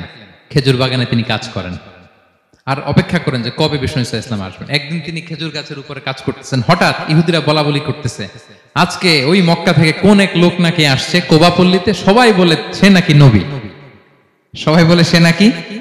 এই কথা শুনে উনি খুশিতে ওই খেজুর গাছ থেকে ধপাস করে নিচে পড়ছে। নিচে পড়ে মালিককে বলতেছে কে আসছে, কে আসছে। এই কথা শুনে মালিক রেগে মেগে তাকে মারতে আরম্ভ করলো যে তোমার জেনে কি লাভ, যাও এখান থেকে। তার মানে সুবহানাল্লাহ, সালমান আল ফারিসি তিনি জেনে গেলেন যে বিষ্ণু ইসলামের আগমন ঘটেছে। আপনারা জানেন যে হিজরতের যে রুটটা, বিষ্ণু ইসলাম সরাসরি ইয়াসরিবে বা মদিনায় না ঢুকে প্রথমে কুবাতে ঢুকেছিলেন। কুবাপল্লীতে কিছুদিন ছিলেন, মসজিদে কুবা নির্মাণ করেছেন। তো তিনি তো সত্যের সন্ধানী হয়ে পাগল, আল্লাহর কাছে সবসময় দোয়া করতেন, আল্লাহ সেই আখির জামানার নবীর সন্ধান যেন আমি পাই। সালমান আল ফারিসি রাদিয়াল্লাহু তাআলা আনহু ওই যে তার পাদ্রীর শিখিয়ে দেয়া যে আলামত, তিনি দেখলেন ঠিকই তো ইয়াসরিবের দুই দিকে হাররা আছে, মানে পাহাড় বেষ্টিত, আবার খেজুরের বাগান আছে। এবার তিনটা যে আলামত দিয়েছিল ওই আলামত চেক করার জন্য কিছু খেজুর নিয়ে কুবায় চলে গেলেন। কুবায় যেয়ে দেখেন বিষ্ণু ইসলাম সাহাবাদের নিয়ে বসা। তো তিনি বিষ্ণু ইসলামের সাথে পরিচিত হয়ে বললেন, এই যে কিছু সাদাকার খেজুর আমি আপনার জন্য এনেছি, নেন। বিষ্ণু ইসলাম বললেন, ওই যে ওদেরকে দাও, ওই যে গরিব সাহাবারা, ওদেরকে দাও। বিষ্ণু ইসলাম খেলেন না। সে মনে মনে বলতেছে, এই তো একটা পেয়ে গেছে, একটা পেয়ে গেছে। উনি কিন্তু খায় নাই, ধরেও নাই, বলতেছে যে ওদেরকে দাও। দিল, সাহাবারা খেল। এরপর বিষ্ণু ইসলাম কোবা থেকে মদিনায় চলে গেলেন। তখনও মদিনার নাম হয়নি, ইয়াসরিবে গেলেন। এবার কিছুদিন পরে আরো কিছু খেজুর নিয়ে সালমান রাদিয়াল্লাহু তাআলা আনহু বিষ্ণু ইসলামের কাছে গেলেন। এবার যে বললেন, কিছু খেজুর আমি উপহার হিসেবে আপনার জন্য এনেছি, আপনি কি গ্রহণ করবেন? বিষ্ণু ইসলাম বললেন, অবশ্যই গ্রহণ করব। বলেই তিনি একটা নিয়ে খেতে শুরু করলেন। খেলেন এবং বিতরণ করলেন। এবার তো সালমান মহা খুশি, এই তো পেয়ে গেছি দুইটা সাদাকার খেজুর। বলেছি ধরেও নাই, খায় নাই। যখনই বললাম উপহার, খেয়েছে। এবার বাকি রইল কয়টা? সেটা কি? নবুয়তের সিলমোহর, দ্য সিল অফ প্রফেসি। এটা তো দেখা এত সহজ না। যদি এদিকে থাকে, জামা পরে থাকলে দেখা যাবে? তো এটার জন্য প্রায় যায়, কিন্তু ব্যাটে বলে হয় না। ট্রাই করে কিন্তু দেখা যায় না। একদিন তিনি গেলেন এবং এটার জন্য তো পিছে পিছে থাকতে হবে, কি বলেন? কথা নেই বার্তা নেই, হুট করে পিছু পিছু ঘোরা যায় নাকি কারো? একদিন একটা উপলক্ষ তৈরি হলো। সেটা কি? বিষ্ণু ইসলাম, এক সাহাবী মারা গেলেন বাকিউল গারকাদে, মানে যেটাকে আমরা জান্নাতুল বাকি বলি, ওই কবরস্থানে ওই লাশ নিয়ে যাচ্ছে, সবার সাথে সাথে বিষ্ণু ইসলামও যাচ্ছে। তো এখন তো একটা সুযোগ, পিছনে পিছনে যাওয়া যায়, কি বলেন? এইবার সালমান এসে পিছু ছাড়ে না, নবীজির পিছনে পিছনে যায়, কিন্তু স্বাভাবিক যাওয়া না। একটা আছে সিম্পলি হাঁটা, এরকম না, একবার এদিকে যায়, একবার ওদিকে যায়, একবার এদিকে যায়। আর অন্য সাহাবারা মনে মনে ভাবে, ঘটনা কি, এরকম করে কেন লোকটা? কিন্তু বিষ্ণু ইসলাম তো জানেন কেন এরকম করতেছে, ঠিক কিনা বলেন? বিষ্ণু ইসলাম সেদিন দুইটা চাদর পরেছিলেন, একটা নিচে আর একটা উপরে। নিচে লুঙ্গি আর একটা চাদরটা দিয়ে গা ঢেকেছিলেন। বিষ্ণু ইসলাম ইচ্ছে করে পিঠের চাদরটা একটু নিচের দিকে নামালেন, যাতে করে সে যেটা খুঁজতেছে ওটা দেখে ফেলে। বিষ্ণু ইসলাম চাদরটাকে একটু করে নিচে নামালেন। নামানোর সাথে সাথে তিনি দেখলেন দ্য সিল অফ প্রফেসি, মাহরুন নবুয়া। দেখার সাথে সাথে সালমান আল ফারিসি চিৎকার দিয়ে বিশ্বনবীকে জড়িয়ে ধরলেন এবং ওই জায়গাটাতে দুই ঠোঁট দিয়ে চুমু খেলেন, কাঁদতে শুরু করলেন। বিষ্ণু ইসলাম বললেন, কেন কাঁদো তুমি? এতক্ষণ আমি আপনাদেরকে যা শোনালাম, সালমান পুরো ঘটনাটা বিষ্ণু ইসলামের কাছে বর্ণনা করলেন। বললেন, ইয়া রাসূলুল্লাহ, এই জন্য কাঁদি। আমি ছিলাম অগ্নি উপাসক, সত্যের সন্ধানে আমি খ্রিস্ট ধর্ম গ্রহণ করেছি। 3 খ্রিস্টান পাদ্রী শেষ করে সর্বশেষ যে ভালো পাদ্রীটা, উনি বলছে যে উনি মরার পরে আর কেউ ভালো পাদ্রী নাই, আখির জামার পায়গাম্বার আগমনের সময় এসেছে। পাহাড়ি এলাকা, চারদিকে খেজুর বাগান, এরকম জায়গায় উনি আসবে। আর 3টা সাইন বলেছে, উনি সাদাকা খায় না, উপহার নেয়, খায়, আর তার পিছনে থাকবে মাহরুন নবুয়া, নবুয়তি সিল। সুবহানাল্লাহ। বিষ্ণু ইসলাম খুশি হলেন, তাকে শাহাদা পড়ালেন এবং বললেন যে, তোমার এই দাসত্ব থেকে মুক্তির জন্য কি লাগবে? সে বলে যে, আমার চুক্তি হয়েছে 300 খেজুর গাছ লাগবে। কয়শো? বিষ্ণু ইসলাম বললেন, কে আছো তোমাদের ভাইকে সাহায্য করবা? কেউ 20টা, কেউ 30টা, কেউ 40টা। সব সাহাবারা ডোনেট করে 300 খেজুর দিয়ে দিলেন, খেজুরের গাছ হয়ে গেল। আর 40 গ্রাম স্বর্ণ, এটাও দিতে হবে।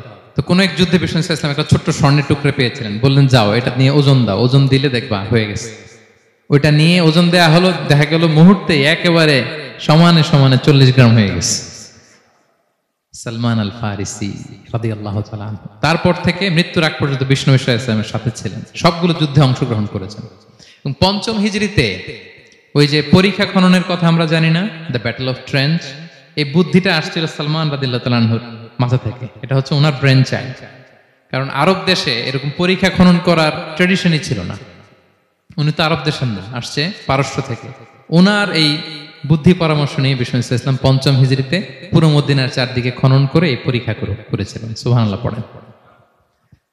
তাহলে প্রিয় সুধী, মাহরুন নবুয়া বিষ্ণু ইসলামের একটা ইউনিকনেস, অন্য কোন নবীর ছিল না। বিষ্ণু ইসলামের ছিল কাজিরিল হাজালা, কবুতরের ডিমের মতো পিঠের মধ্যে।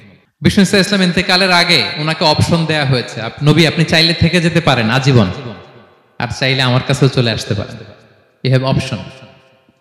বিষ্ণু ইসলাম তার রবের সাথে সাক্ষাৎকে চুজ করেছেন এবং ইন্তেকালের আগে তিনি পড়েছিলেন, আল্লাহুম্মা গফিরলি ওয়ারহামনি ওয়ালহিকনি বির-রফিকিল আ'লা। আল্লাহ আপনি আমাকে ক্ষমা করুন, আল্লাহ আপনি আমার প্রতি রহম করুন, আল্লাহ আমি আপনার সান্নিধ্যে যেতে চাই, পৃথিবীতে থাকতে চাই না।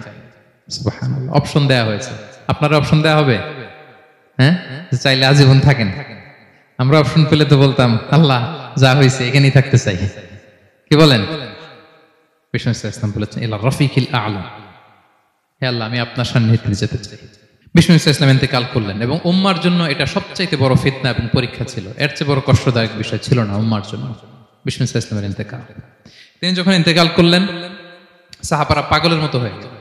ওমরে ফারুক উনি বিশ্বাসই করে না, মানে আমার নবী মরতে পারে এটা উনি ভাবতেই পারেন। উনি নাঙ্গা তলোয়ার বের করে বলতে আরম্ভ করলেন, যে বলবে মোহাম্মদ মারা গিয়েছে আমি তার গর্দান উড়িয়ে ফেলব। পরিস্থিতি অত্যন্ত ভয়ঙ্কর। আবু বকর রাদিয়াল্লাহু তাআলা আনহু তিনি আয়াত তেলাওয়াত করলেন, ওমা মুহাম্মাদুন ইল্লা রাসূল ক্বাদ খালাত মিন ক্বাবলিহির রুসুল। মুহাম্মদ রাসূল ছাড়া কিছু নন, তার আগে অনেক রাসূল এভাবে চলে গেছে। তিনি যদি মারা যায় বা শহীদ হয় তোমরা কি আবার আগের কুফরিতে ফিরে যাবে? এই আয়াত যখন তেলাওয়াত করলেন ওমর ফারুক হাঁটু গেড়ে বসলেন। তিনি বললেন, এই আয়াত তো আমি আগেও জানতাম, অনেক তেলাওয়াত করেছি, কিন্তু আমার মনে হলো এই মাত্র আয়াতটা নতুন করে শুনলাম, এই মাত্রই বোধহয় কোরআনের এই আয়াতটা নাজিল হয়েছে। সাকিফায়ে বনু সাঈদার মধ্যে সবাই বসে আবু বকর রাদিয়াল্লাহু তাআলা আনহুকে খলিফা হিসেবে নির্বাচিত করা হলো। বিষ্ণু ইসলামের ইন্তেকাল শেষ, গোসল দেয়া শেষ। আমরা যেমনি মারা গেলে আমাদের জামা খুলে অন্য একটা জামা পরিয়ে গোসল দেয়া হয়, বিষ্ণু ইসলামের ক্ষেত্রে এটা হয়নি। ওনার গায়ের জামা খোলা হয়নি, যেই জামাটা ছিল ওই জামাটার উপরই গোসল দেয়া হয়েছে। ওনার ইউনিকনেস। এবং বিষ্ণু ইসলামের জানাজার নামাজে কেউ ইমামতি করেনি। কে হবেন ইমাম? উনিই তো ইমাম, গোটা বিশ্বের ইমাম, ঠিক কিনা বলেন? কে হবে ওনার জানাজার ইমাম? কেউ না। সাহাবারা ডিসাইড করলেন কেউ ইমামতি করবে না, 5-7 জন করে দরজা দিয়ে, এই দরজা দিয়ে ঢুকে নিজেরা জানাজার নামাজ পড়ে ওদিক দিয়ে বের হয়ে যাচ্ছে। এইভাবে পুরা উম্মাহ সব সাহাবারা নিজেরা জানাজার নামাজ পড়েছে। এবং নবীদের বৈশিষ্ট্য হচ্ছে নবীরা যেখানে মারা যায় ওখানেই কবর দিতে হয়, জানেন এটা? বিষ্ণু ইসলাম মারা গিয়েছিলেন আম্মাজান আয়েশা রাদিয়াল্লাহু তাআলা আনহার ঘরে, ফলে ওখানেই বিষ্ণু ইসলামের কবর হয়েছে, ওখানেই কবর। এবং ওই কবর দেওয়ার পরেই ওই কবর দেওয়া ঘরের ভেতরে আম্মাজান আয়েশা রাদিয়াল্লাহু তাআলা আনহা যতদিন বেঁচে ছিলেন ওখানেই ছিলেন, কবরের পাশে। এরপরে বাবা মারা গেলেন আবু বকর, বিষ্ণু ইসলামের পাশে কবর দেয়া হলো, বাবা আর স্বামীর পাশেই থাকলেন। এরপর ওমরে ফারুক মারা গেলেন, ওনারও কবর দেয়া হলো। কিন্তু এখন তো আর বাবা আর স্বামীর সাথে পর্দা নাই, ওমরে ফারুকের সাথে তো পর্দা আছে। তো তখন তিনি ঘরটা হয়ে গেছে ছোট, 3টা কবরে অনেক জায়গা স্পেস নিয়ে গেছে। এখন অল্প একটু জায়গা পর্দা টাঙাই দিলেন ওমরে ফারুকের সাথে পর্দা হিসেবে, ছোট্ট একটা জায়গায় যতদিন বেঁচে ছিলেন ওখানটাতেই ছিলেন। ওমরে ফারুক যখন আমিরুল মুমিনিন খলিফা, তখন ছেলে আব্দুল্লাহকে পাঠিয়েছিলেন যে যাও একটা অনুমতি আগে থেকে নিয়ে রাখো আম্মাজান আয়েশার কাছ থেকে, যেহেতু ঘরটা ওনার, ওনাকে বলে রাখো যে আমি মারা গেলে যেন আমার 2 বন্ধু মুহাম্মদ সাল্লাল্লাহু আলাইহি ওয়াসাল্লাম এবং আবু বকরের পাশে যেন কবর দেয়া হয়। তো আব্দুল্লাহ এসে বলল, আব্বা জান তো এই পয়গাম পাঠিয়েছেন। তো আয়েশা রাদিয়াল্লাহু তাআলা আনহা বললেন, আমার খুব ইচ্ছা ছিল আমি আমার স্বামী এবং বাবার পাশে শোবো, কিন্তু আমিরুল মুমিনিন যখন চেয়েছেন এটাকে আমি ফিরিয়ে দিতে পারি না। ঠিক আছে যাও, তোমার আব্বাকে বলো তোমার আব্বাই শোবেন ওই জায়গায়। আচ্ছা। তো ওমরে ফারুক আপনারা জানেন অ্যাসাসিনেশনে ইন্তেকাল করেছেন, আত্মাইর আঘাতে ছুরিকাঘাত করা হয়েছে, কয়েকবার স্টেবিং। এত জখম হয়েছে দুধ দিলে ওই জায়গা দিয়ে দুধ বের হয়ে যায় না, বীজ পানি দিলে বের হয়ে যায়। তো সবাই বলল, আমিরুল মুমিনিন আপনি এবার ওসিয়ত করেন, কে হবে আপনার পরে লিডারশিপ, কে নিবে? মুসলিম উম্মাহ অনেক বড় হয়ে গেছে। তখন তিনি ওসিয়ত করলেন এবং ছেলেকে আব্দুল্লাহকে আবার বললেন যে আব্দুল্লাহ আবার যাও, যে আম্মা জানের থেকে অনুমতি নাও। বলতেছে অনুমতি না নিলাম আর অনেক আগে, উনি তো বলছে আপনি মারা গেলে ওখানেই শোবেন। বলতেছে না, তখন আমি আমিরুল মুমিনিন ছিলাম, এখন তো কিছুক্ষণ পরেই মারা যাবে, এমন হতে পারে আমার ভয়ে বা লজ্জায় তখন অনুমতি দিছে, এখন আর দিবেন, আবার যাও। আবার গেল। আয়েশা রাদিয়াল্লাহু তাআলা আনহা বললেন, না এখন আমি আগের কথার উপরে আছি, তোমার আব্বাই সেখানে শোবে। সুবহানাল্লাহ। ওমরে ফারুক ওখানে শুলেন। তখন তিনি পর্দা আরম্ভ করলেন আম্মাজান আয়েশা। তাহলে রাসূল সাল্লাল্লাহু আলাইহি ওয়াসাল্লামের কবরটা হচ্ছে আম্মাজান আয়েশা রাদিয়াল্লাহু তাআলা আনহার ঘরের ভেতরেই। আপনারা মসজিদে নববী যারা ভিজিট করেছেন তারা জানেন যে আপনারা যখন কিবলামুখী হয়ে নামাজ পড়েন বাম দিকে বিষ্ণু ইসলামের কবর, সেখানে রাসূল সাল্লাল্লাহু আলাইহি ওয়াসাল্লামের পাশে আবু বকর এবং ওমরে ফারুক রাদিয়াল্লাহু তাআলা আনহুমা শুয়ে আছেন। রাসূল সাল্লাল্লাহু আলাইহি ওয়াসাল্লামের কবর থেকে মিম্বার পর্যন্ত এই পুরো জায়গাটা রাউদাতুম মিন রিয়াদিল জান্নাহ, দুনিয়ার বুকে জান্নাতের একটা টুকরা। এবং আম্মাজান আয়েশা বলতেন যে আমাকে আল্লাহ এমন কিছু দিয়েছেন যেটা অন্য নারীকে দেননি। কি কি? 1 নাম্বার, আমি হচ্ছে একমাত্র বিষ্ণু ইসলামের কুমারী স্ত্রী। আয়েশা রাদিয়াল্লাহু তাআলা আনহা ছাড়া আর যত স্ত্রী ছিলেন সবাই ছিলেন বিধবা, তিনি একমাত্র কুমারী স্ত্রী। তিনি এবং রাসূল সাল্লাল্লাহু আলাইহি ওয়াসাল্লাম যখন শীতের রাতে একই কম্বলের নিচে রাত্রি যাপন করতেন, তখনও কোরআনের আয়াত নাজিল হতো। আম্মা জান আয়েশা বলেন, আমার চরিত্রের উপর কালিমা লেপন করতে চেয়েছিল মদিনার মুনাফিকেরা, আমার পবিত্রতা বর্ণনা করে সূরা আহজাবে আল্লাহ তাআলা কোরআনের আয়াত নাজিল করেছেন। আমার ঘরের মধ্যে বিষ্ণু ইসা ইসলামের কবর এবং আমার কোলে মাথা রেখে বিষ্ণু ইসা ইসলাম শেষ নিঃশ্বাস ত্যাগ করেছেন। অন্য কোন নারীকে, কোন স্ত্রীকে আল্লাহ তাআলা এই সৌভাগ্য দেন নাই। আল্লাহু আকবার। তার বিষ্ণু ইসা ইসলামের একটা ইউনিকনেস হচ্ছে, কেউ ওনার জানাজার নামাজের ইমামতি করেন নাই, কেউ করেননি, আলাদা আলাদা ভাবে লোকজন নামাজ পড়েছে। উনি উনার কবরে এখনো জীবিত অবস্থায় আছেন, হায়াতুন নবী। তবে আমরা এখন যেরকম জীবিত এরকম নয়, বারজাকি জগতের জীবিত। তিনি ইন্তেকাল করেছেন, মৃত্যুবরণ করেছেন নিঃসন্দেহে, তিনি বারজাকি জগতে চলে গিয়েছেন, কিন্তু সেই জগতে তিনি জীবিত। আমরা যখন নবী সাল্লাল্লাহু আলাইহি ওয়াসাল্লামকে সালাম দেই, দুরূদ পাঠ করি, বিষ্ণু সাল্লাল্লাহু আলাইহি ওয়াসাল্লাম কবর থেকে ওই সালামের উত্তর দেন। আল্লাহ তাআলা ওনার রূহটাকে ফিরিয়ে দেন, উত্তর দেন। সাহাবারা বললেন, ইয়া রাসূলুল্লাহ, কিভাবে আপনি উত্তর দেন? আপনার দেহ মাটি খেয়ে ফেলবে না? রাসূল সাল্লাল্লাহু আলাইহি ওয়াসাল্লাম বললেন, ইন্নাল্লাহ তাবারাকা ওয়া তাআলা হাররামা আলাল আরদি আজসাদাল আম্বিয়া। আল্লাহ তাআলা নবীদের দেহকে নষ্ট করা মাটির জন্য হারাম করে দিয়েছেন। কোন মাটি কোন নবীর দেহকে টাচ করতে পারে না, নষ্ট করতে পারে না। নবীরা কবরে জীবিত, সেখানে সালাত আদায় করে, তাদেরকে স্পেশাল রিজিক দেয়া হয়। এটাকেই বলা হয় হায়াতুন নবী, তিনি বারজাকি জগতে জীবিত। আচ্ছা, এবার কিয়ামতে বিষ্ণু সাল্লাল্লাহু আলাইহি ওয়াসাল্লামের কি ফিচার থাকবে একটু কিয়ামতেরটা শুনে শেষ করি। বিষ্ণু সাল্লাল্লাহু আলাইহি ওয়াসাল্লাম বলেন, আনা আউয়ালু মান ইয়ানশাক্কু আনহুল কবরু। কিয়ামতের দিন ময়দানে মাহশারে, হাশরের ময়দানে সর্বপ্রথম আমি কবর ফুঁড়ে উপরে উঠে দাঁড়াবো। কে উঠে দাঁড়াবে? বিষ্ণু সাল্লাল্লাহু আলাইহি ওয়াসাল্লাম সর্বপ্রথম কবর ফুঁড়ে উনি উঠে দাঁড়াবেন। এবং হাশরের ময়দানে উনি কোথায় দাঁড়াবেন? ওনার জন্য একটা স্পেশাল জায়গা থাকবে, জায়গাটার নাম হচ্ছে মাকামে মাহমুদ।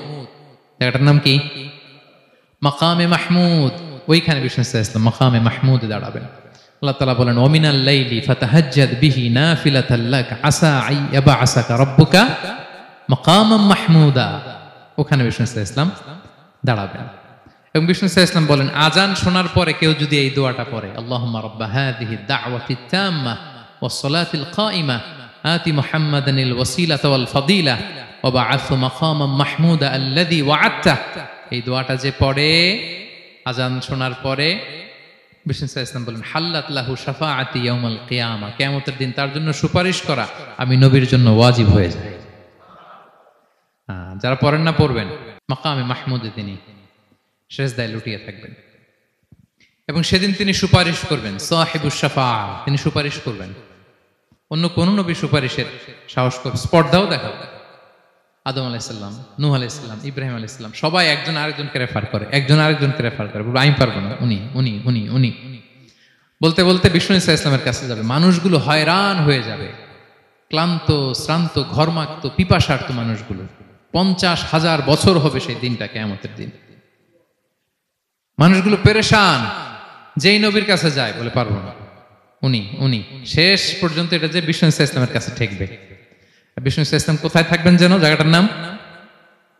জায়গাটার নাম মাকামে মাহমুদে সেজদা অবস্থায় থাকবেন।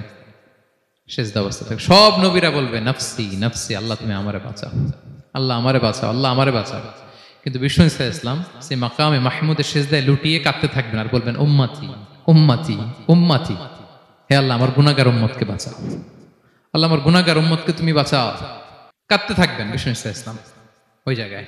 তখন আল্লাহ তাআলা বলবেন, ইয়া মুহাম্মদ ইরফা রাসাক, হে মুহাম্মদ মাথা তোলো, কুল তুসমা, আজকে তুমি যা বলবে তাই শোনা হবে, সাল তু'তা, যা চাবে তাই দেয়া হবে, ওয়াশফা তুশাফা, যার জন্য সুপারিশ করা হবে, যার জন্য সুপারিশ তুমি করবে তার জন্যই সুপারিশ কবুল করা হবে। বিষ্ণু ইসলাম তখন সুপারিশ করবেন, শুরু করবেন, স্টার্টিং। তো বিষ্ণু ইসলামের সুপারিশ আমরা চাই কি চাই না বলেন? আল্লাহ তাআলা আমাদেরকে বিষ্ণু ইসলামের সুপারিশ লাভে ধন্য করুক, আমরা পড়ি আমিন। বিষ্ণু ইসলাম স্টার্ট করবেন সুপারিশ করা এবং হাউজে কাউসারের পানি বিতরণ শুরু করবেন। হাউজে কাউসারের নাম শুনেছেন? ইন্না আ'তাইনা কাল কাউসার, হে নবী আমি আপনাকে কাউসার দিয়েছি। কাউসারের একটা ব্যাখ্যা হচ্ছে প্রভূত কল্যাণ, আর একটা ব্যাখ্যা হচ্ছে এই কিয়ামতের দিন হাউজে কাউসার দেওয়া হবে বিষ্ণু ইসলামকে। এটা কত বড়? বিষ্ণু ইসলাম বলেন হাউদি মাসিরাতু শাহর, 1 মাসের দূরত্ব। এত বড় চৌবাচ্চা হবে হাউজে কাউসারের চৌবাচ্চাটা। বিষ্ণু ইসলাম বলেন এই মাথা থেকে ওই মাথায় পৌঁছতে 1 মাস লাগবে। কয় মাস? তার মানে সাইজে খুবই ছোট, তাই না? ছোট? আওয়াজ করে বলুন, ছোট না বড়? বিশাল বিশাল বিশাল। হাউজে কাউসারের পানিটা কেমন হবে? মা উহু আবিয়াদু মিনাল লাবান, দুধের চেয়েও সাদা, মধুর চেয়েও মিষ্টি, বরফের চেয়েও ঠান্ডা, আতিয়াবু মিনাল মিসকি, মিসকের চেয়েও সুগন্ধ সম্পন্ন, কি জানুহু কানুজুমিস সামা, আকাশের তারা যত বেশি, হাউজে কাউসারের যে পান পেয়ালা থাকবে আশেপাশে পেয়ালাগুলোর সংখ্যা আকাশের তারার চাইতেও বেশি। বিষ্ণু ইসলাম হাউজে কাউসারের পানি বিতরণ করবেন, সবাই বিশ্বাসী উম্মতেরা সেটা পান করবে। আর একবার যে পান করবে চিরকালের জন্য গলা থেকে তৃষ্ণা মিটে যাবে। সুবহানাল্লাহ। একদল এসে বলবে ইয়া রাসূলুল্লাহ আমাদেরকে দেন, আমাদেরকে দেন। তখন ফেরেশতারা বলবে ইয়া রাসূলুল্লাহ এদেরকে দিবেন না, কারণ ফা ইন্নাকা লা তাদরি মা আহদাসু বা'দাক, আপনি জানেন না তারা আপনার পরে আপনার দিনকে বিকৃত করেছে। কি করেছে? আপনি যে দিন ইসলাম রেখে গিয়েছেন ওইটা পালন না করে নিজের মন মতো অনেক কিছু ঢুকাইছে, লাফালাফি নাচানাচ, এরকম আছে না নাই? মন মতো বানাই নিছে। হে নবী আপনার পরে মন মতো তারা ইসলাম পালন করেছে, বিকৃত করেছে, আপনি তাদেরকে দিবেন না। নবী ইসলাম দিতে যাবেন, যখন এটা শুনবেন বলবেন সুহকান সুহকান লিমান গায়্যারা বা'দি, দূর হও দূর হও, যারা আমার পরে আমার রেখে যাও দিন ইসলামকে বিকৃত করেছো তাদের জন্য হাউজে কাউসারের পানি নয়, দূর হও। ফিহি আবারিকুল যাহাবি ওয়াল ফিদ্দা, যে পান পেয়ালাগুলো এগুলো made of silver and gold, সোনা রূপা দিয়ে তৈরি। সুবহানাল্লাহ বলেন। সুবহানাল্লাহ। আমরা যেন বিষ্ণু ইসলামের হাত থেকে নেয়া সে হাউজে কাউসারের পানি খেয়ে সেদিন আমাদের তৃষ্ণা নিবারণ করতে পারি। প্রিয় ভাইয়েরা, সর্বশেষ বিষ্ণু ইসলামের সর্বশেষ যে ফিচার সেটা হচ্ছে বিষ্ণু ইসলাম বলেন আনা আউয়ালু কারিই বাবিল জান্নাহ, I am the first one who knock the door of paradise. আমি হচ্ছি ওই ব্যক্তি যে সর্বপ্রথম আল্লাহর জান্নাতের দরজায় যে নক করবে। বিচার শেষে সর্বপ্রথম জান্নাতের দরজায় নক করবে কে? বিষ্ণু ইসলাম। তখন জান্নাতের দরজার রক্ষী ফেরেশতার নাম খাজেন। কি নাম?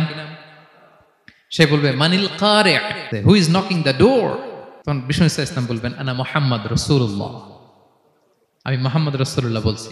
তখন খাজেন বলবে আহলান ওয়া সাহলান, আপনার জন্যই আমি অপেক্ষা করতেছি। আল্লাহ বলে দিয়েছেন আপনার আগে কারো জন্য যেন জান্নাতের দরজা খোলা না হয়। বিষ্ণু ইসলাম তার বিশাল উম্মতে মুহাম্মাদীকে নিয়ে জান্নাতের ভেতরে প্রবেশ করবেন। আমরাও যেন সেই সৌভাগ্যবান কাফেলার ভেতরে থাকতে পারি। আমরাও যেন বিষ্ণু ইসলামের সেই বিশাল কাফেলা একসাথে থেকে আমাদের পেয়ারা হাবিবের সাথে আল্লাহর জান্নাতে ঢুকতে পারি। আমরা সবাই পড়ি আমিন। প্রিয় ভাই, বিষ্ণু ইসলাম সবাইকে নিয়ে জান্নাতে ঢুকবেন। তাহলে এই যে 20টা পয়েন্ট আপনাদের সাথে শেয়ার করেছি, এগুলো হচ্ছে distinctive characteristics of prophet Muhammad সাল্লাল্লাহু আলাইহি ওয়াসাল্লাম। এটা অন্য কাউকে বিষ্ণু ইসলাম ছাড়া আল্লাহ তাআলা কাউকে আর এগুলো দেননি। তাহলে এগুলো থেকে আমাদের কি শিক্ষা? কয়েকটা লেসন শেয়ার করে আমরা শেষ করে দেব ইনশাআল্লাহ। 1 নাম্বার লেসন হচ্ছে প্রিয় ভাইরা, বিষ্ণু ইসলামের এই ইউনিক ফিচার গুলো শুনে আমরা কি বুঝলাম, কি জানলাম, সেটা হচ্ছে প্রথম লেসন হচ্ছে আমাদের এই যে আপনারা অনেকে দেখলাম যে শুনে অবাক হচ্ছেন এবং অনেকে বলতেছেন যে এই প্রথম শুনলাম এটা। তার মানে অনেক কিছু আমরা জানি, কিন্তু বিষ্ণু ইসলামের জীবনের ব্যাপারে অনেক কিছু আমরা জানি না। আমরা কেউ শেক্সপিয়ার পড়েছি, কার্ল মার্কস পড়েছি, আমরা রবীন্দ্রনাথ পড়েছি ঠিকই, বঙ্কিমচন্দ্র চট্টোপাধ্যায় পড়েছি, শরৎচন্দ্র পড়েছি, হুমায়ুন আহমেদ পড়েছি, হ্যাঁ, হ্যারি পটার পড়েছি, কেউ কত কি যে উপন্যাস গল্প বাকি নাই আমাদের, সব পড়েছি, কিন্তু বিষ্ণু ইসলামের একটা সিরাত উল্টে দেখা হয়নি। এরকম আছে না নাই? অনেক পড়েছি কিন্তু বিষ্ণু ইসলামের সিরাত পড়ি নাই, তার মানে কিছুই পড়িনি। প্রথম লেসন হচ্ছে একবার হলেও জীবনে আমাদের বিষ্ণু ইসলামের সিরাতটা পড়ে দেখা উচিত। আগামী বছরের রবিউল আউয়াল আসার আগেই আমরা একটা ভালো সিরাত গ্রন্থ শুরু থেকে শেষ পর্যন্ত পড়ব। তাহলে রাসূল ইসলামের সিরাত যেন আমরা পড়ি প্রিয় ভাইরা। 1 নাম্বার লেসন। যারা পড়েছেন তারা আবার নতুন করে পড়বেন, নতুন করে রিভাইজ দিবেন। কি বলেন? 2 নাম্বার লেসন হচ্ছে কেন আমরা পড়ব? রাসূল ইসলামের জীবনী পড়ার মধ্য দিয়ে প্রিয় নবীজির প্রতি আমাদের ভালোবাসা বৃদ্ধি পায় এই যে আজকে এটা শুনে আপনাদের প্রিয় নবী সাল্লাল্লাহু আলাইহি ওয়াসাল্লামের প্রতি আকর্ষণ, ভালোবাসা বৃদ্ধি পেয়েছে না? বলেন, পেয়েছে। সিরাত যখন আপনি পড়বেন আপনি অবাক হবেন, এত চমৎকার জীবনে ছিল আমার প্রিয় নবীজির, ওনার প্রতি ভালোবাসা বৃদ্ধি পাবে। আর নবীর প্রতি ভালোবাসার দরকার আছে না নাই? বলেন। হুব্বুহু আল ঈমান, নবীর প্রতি ভালোবাসা এটা ঈমানের অংশ বা অঙ্গ না, নবীরে ভালোবাসাই হচ্ছে ঈমান। নবীর ভালোবাসাটাই কি? ঈমান। আপনার নবীর ভালোবাসা নাই তো আপনার ঈমানই নাই। বিষ্ণু বলেন, লা ইউমিনু আহাদুকুম হাত্তা আকুনা আহাব্বা ইলাইহি মিন ওয়ালাদিহি ওয়া ওয়ালিদিহি ওয়ান নাসি আজমাইন। বিষ্ণু বলেন, সে প্রকৃত মুমিনই হতে পারবে না যতক্ষণ না সে তার সন্তানের চেয়ে, তার পিতার চেয়ে, দুনিয়ার সবকিছুর চাইতে আমি নবীকে যদি বেশি প্রায়োরিটি না দেয়, আমি নবীকে যদি সবচেয়ে বেশি ভালো না বাসে, সে মুমিনই হতে পারবে না। তাহলে আমাদের হৃদয়ে সবচেয়ে বেশি থাকতে হবে বিশ্বনবীর ভালোবাসা, ঠিক কিনা বলেন? এই যে আমরা মুম্বাইতে ভারতের কারা কারা বিশ্বনবীর নামে কটূক্তি করেছে, হ্যাঁ, 12,000 নবী প্রেমিক মার্চ টু মুম্বাই ঘোষণা দিয়েছে, ঠিক কিনা বলেন? এটা হচ্ছে নবীর প্রতি ভালোবাসা, এটাই ঈমান। বিষ্ণু সাল্লাল্লাহু আলাইহি ওয়াসাল্লাম যখন এই হাদিস বললেন যে সবচাইতে যদি আমাকে কেউ ভালো না বাসে সে মুমিন নয়, ওমরে ফারুক তো অবাক হয়ে গেলেন। উনি কিছুক্ষণ আগে বলতেছিলেন যে ইয়া রাসূলুল্লাহ, আমি আপনাকে সবচাইতে বেশি ভালোবাসি, তবে ইল্লা নাফসি, আমার নিজের আত্মাটারে আমি এর চেয়ে বেশি ভালোবাসি, সবচেয়ে বেশি ভালোবাসি আমার আত্মাটারে, এরপরে ভালোবাসি আপনাকে। রাসূল সাল্লাল্লাহু আলাইহি ওয়াসাল্লাম বললেন, লা ইয়া ওমর, তোমার ঈমান এখনো পূর্ণ হয়নি। ওমরে ফারুক অবাক হলেন, শকড। তিনি বললেন, এতে যদি আমার ঈমানই পূর্ণ না হয়, যার কারণে আমি আখিরাত চিনলাম, জান্নাত চিনলাম, আল্লাহর পরিচয় পেলাম, তিনি তো আমার কাছে সবচেয়ে বেশি প্রিয়। মুহূর্তেই তিনি দ্ব্যর্থহীন কণ্ঠে ঘোষণা করলেন যে ইয়া রাসূলুল্লাহ, ঠিক এই মুহূর্ত থেকে দুনিয়ার সবকিছু, এমনকি আমার নিজের জানের চাইতেও, আত্মার চাইতেও আমি আপনাকে বেশি ভালোবাসি। বিশ্বনবী বললেন, সহিহ বুখারীর বর্ণনা, আল আন ইয়া ওমর, ওমর এখন কামুলা ঈমানুক, এই মাত্র তোমার ঈমানটা পরিপূর্ণ হয়েছে। তাহলে আপনি যদি সিরাত পড়েন আপনার ঈমান পূর্ণ হবে, ঈমানের পূর্ণতা প্রাপ্তি হবে। 3 নম্বর লেসন হচ্ছে সিরাত পড়লে যে লাভ। রাসূল সাল্লাল্লাহু আলাইহি ওয়াসাল্লামের জীবনে অনেক আপস এন্ড ডাউনস ছিল, বিপদ ছিল, চড়াই উতরাই পেরিয়ে তিনি শেষ পর্যন্ত গিয়েছেন। এই বিপদগুলো আপনার জীবনেও আসে, সেক্ষেত্রে আপনি কানেক্ট করতে পারবেন। যেমন আপনার জীবনে আপনি অসুস্থ হন না মাঝে মাঝে, নবীও অসুস্থ হতেন, তো আপনি জানতে পারবেন যে উনি অসুস্থ হলে কি করতেন। আপনার জীবনে যেমনি বিপদ আসে, রাসূল সাল্লাল্লাহু আলাইহি ওয়াসাল্লামের জীবনে তো বিপদ এসেছে, তাহলে বিপদগ্রস্ত হলে কি করতে হবে এটা আপনি জানতে পারবেন।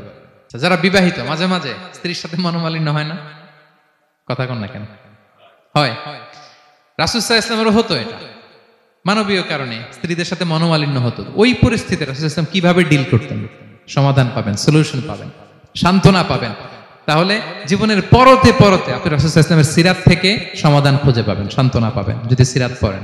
4 নাম্বার, সিরাত অধ্যয়নের মাধ্যমে তাকে ফলো করার অনুপ্রেরণা পাওয়া যায়। আমরা ফলো করব কাকে? মুহাম্মদ সাল্লাল্লাহু, আমরা হচ্ছে তার ফলোয়ার, মুহাম্মদ সাল্লাল্লাহু আলাইহি ওয়াসাল্লামের ফলোয়ার, ঠিক কিনা বলেন? এবং আল্লাহর ভালোবাসা যদি আমরা পেতে চাই, আল্লাহ বলেন ফাত্তাবিউনি ইউহিব্বুকুমুল্লাহ, যদি আল্লাহর ভালোবাসা চাও নবী সাল্লাল্লাহু আলাইহি ওয়াসাল্লামের অনুসরণ করো, এটা আবশ্যক, করতেই হবে। তাহলে সিরাত যদি আমরা পাঠ করি, তার বিষ্ণু সাল্লাল্লাহু আলাইহি ওয়াসাল্লামকে অনুসরণ করার প্রেরণা আমাদের মধ্যে আসবে। সবশেষ কথা হচ্ছে তার প্রতি ভালোবাসার নমুনা হিসেবে আমরা যেন তার প্রতি বেশি বেশি দুরূদ শরীফ পড়ি।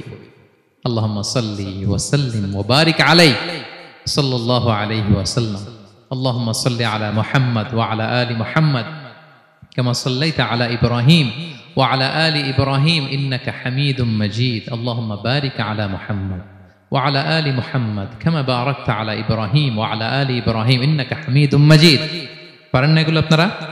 যে যেটা পারেন বেশি বেশি দুরূদ পড়বেন। দুরূদ এটা এমন ইবাদত, এই ইবাদত আল্লাহ নিজেও করে, ফেরেশতাদেরও করতে বলে, আমাদেরও করতে বলে। ইন্নাল্লাহা ওয়া মালাইকাতাহু ইউসাল্লুনা আলান নবী, আল্লাহ এবং ফেরেশতা ওনারাও রাসূল সাল্লাল্লাহু আলাইহি ওয়াসাল্লামের উপর দুরূদ পাঠায়। হে বিশ্বাসীরা, ইয়া আইয়ুহাল্লাযীনা আমানু সাল্লু আলাইহি ওয়া সাল্লিমু তাসলিমা। আল্লাহুম্মা সাল্লি ওয়া সাল্লিম ওয়া বারিক আলাইহি। রাসূল সাল্লাল্লাহু আলাইহি ওয়াসাল্লামের উপর বেশি বেশি দুরূদ পাঠ করতে হবে। একবার যে দুরূদ পড়ে আল্লাহ বলে তার উপর আমি 10টা রহমত নাযিল করি। বিশেষ করে জুমার দিনে রাসূল সাল্লাল্লাহু আলাইহি ওয়াসাল্লামের প্রতি আমরা যেন বেশি বেশি দুরূদ পড়ি। কোন দিনে মনে থাকবে? জুমার দিনে এক সুন্নাত হচ্ছে সূরা কাহাফ তেলাওয়াত করা, আর একটা সুন্নাত হচ্ছে বেশি বেশি বিষ্ণু সাল্লাল্লাহু আলাইহি ওয়াসাল্লামের উপর কি পড়া? দুরূদ পাঠ করা। মনে থাকবে তো? তাহলে প্রিয় ভাইরা, আসুন আমরা প্রতিজ্ঞা করি, আমরা বিষ্ণু সাল্লাল্লাহু আলাইহি ওয়াসাল্লামের একটা ভালো সিরাত গ্রন্থ শুরু থেকে শেষ পর্যন্ত আগামী রবিউল আউয়াল মাস আসার আগে আমরা পড়ব। জীবনের প্রতিটি ক্ষেত্রে নবী সাল্লাল্লাহু আলাইহি ওয়াসাল্লামের অনুসরণ করব। হ্যাঁ, পারা যাবে? ফ্যামিলিতে, সমাজে, রাজনৈতিক ময়দানে, সব জায়গায় বিষ্ণু ইসা ইসলামের অনুসরণের দরকার আছে না নাই? তাকেই অনুসরণ করতে হবে। মুক্তি পেতে চাইলে তাকেই অনুসরণ করতে হবে। আসুন জীবনের প্রতিটি অঙ্গনে আমরা যেন শুধু তাকেই অনুসরণ করি, কারণ তাকে অনুসরণ করার মধ্যেই রয়েছে আমাদের জীবনের আলোকস্নাত মুক্তি। আল্লাহ তাআলা আমাদের সবাইকে কথাগুলো বোঝার ও আমল করার তৌফিক দান করুন। হাদা মা ইনদি ওয়াল ইলমু ইনদাল্লাহি আলাইহি তাওয়াক্কালতু ওয়া ইলাইহি উনীব। ওয়াসসালামু আলাইকুম ওয়া রাহমাতুল্লাহি তাআলা ওয়া বারাকাতুহু।